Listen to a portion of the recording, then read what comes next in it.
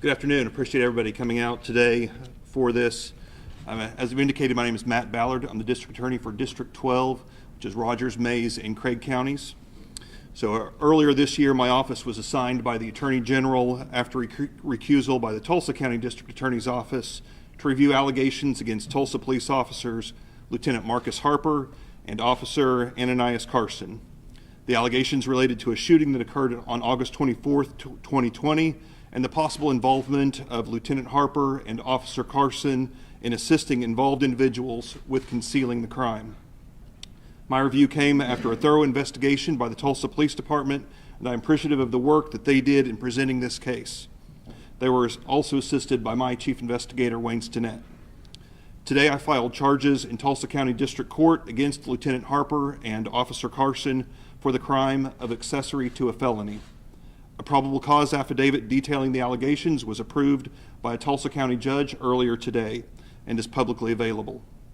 This affidavit sets out in more detail the alleged involvement of Harper and Carson in being made aware of the shooting and allegations of their role in aiding the offenders and concealment of the crime. These charges stand for the proposition that no person is above the law, and Tulsa Police Department should be commended for their commitment to ensuring an accurate and comprehensive investigation. Lieutenant Harper and Officer Carson are entitled to the presumption of innocence. The filing of charges is only the first step in this litigation, which will ultimately be determined by a judge or a jury. Appreciate you all. Thank you.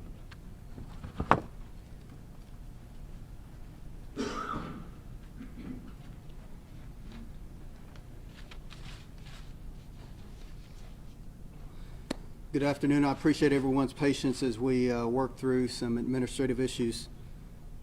Last December, I stood here with the United States Attorney for the Northern District, then Trent Shores, and expressed my commitment in defending the integrity of the Tulsa Police Department as we announced federal firearms indictment against former Officer LaToya Dyth.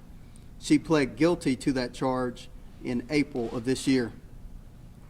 During that press conference, I could not reveal information implicating Dyth and two other Tulsa police officers in a separate federal and state criminal investigation. As a result of this separate investigation, a special prosecutor, District Attorney Matt Ballard, was appointed.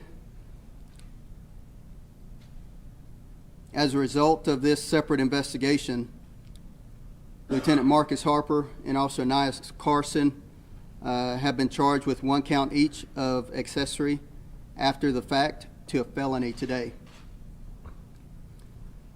I'm placing both of these officers on leave without pay in accordance with the established employment case law.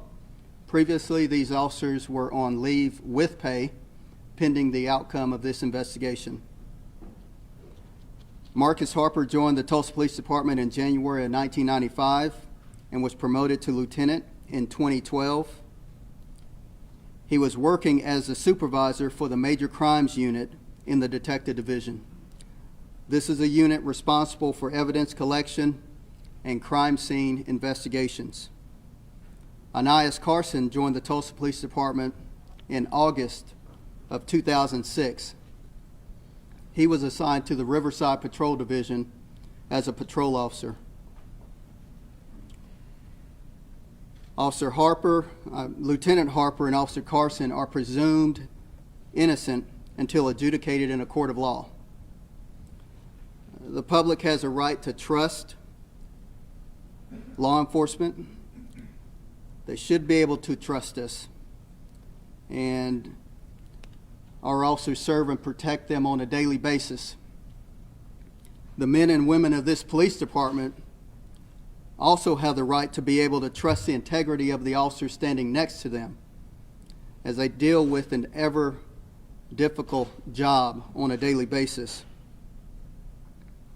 Early in my tenure, I set high expectations, and I've been consistent with holding those high expectations. And I hold those accountable who fall short. My expectation is simple. I want the best for this department, and I want the best for this city. My immediate referral and full cooperation with the federal and state authorities demonstrates my continuing commitment to defending the integrity of the Tulsa Police Department, and I will continue to do so.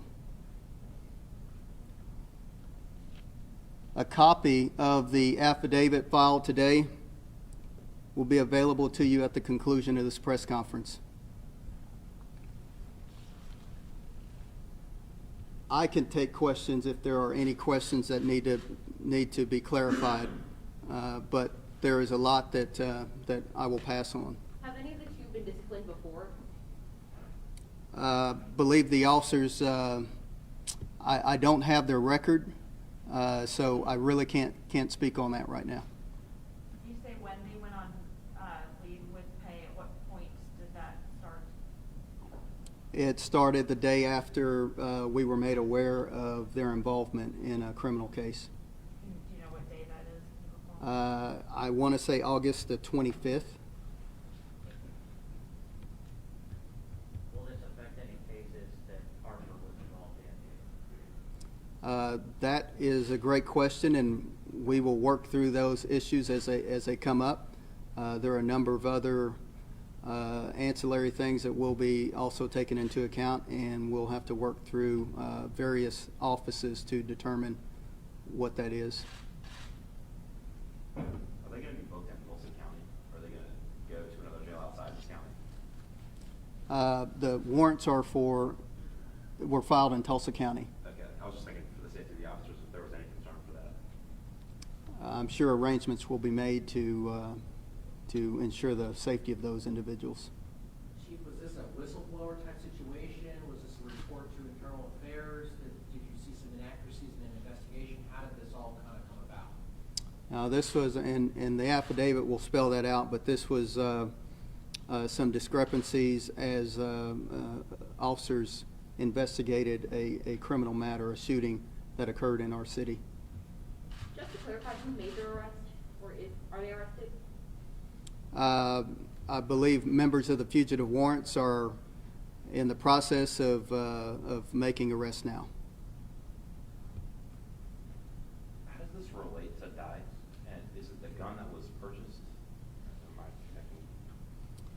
connecting? I think when you get the affidavit, which we have available to you here, then that will shed light and provide you the answers that you need. One more question? You ready? Where do we go from here as a department, as a community? You know, you've got a supervisor who's now facing some serious charges.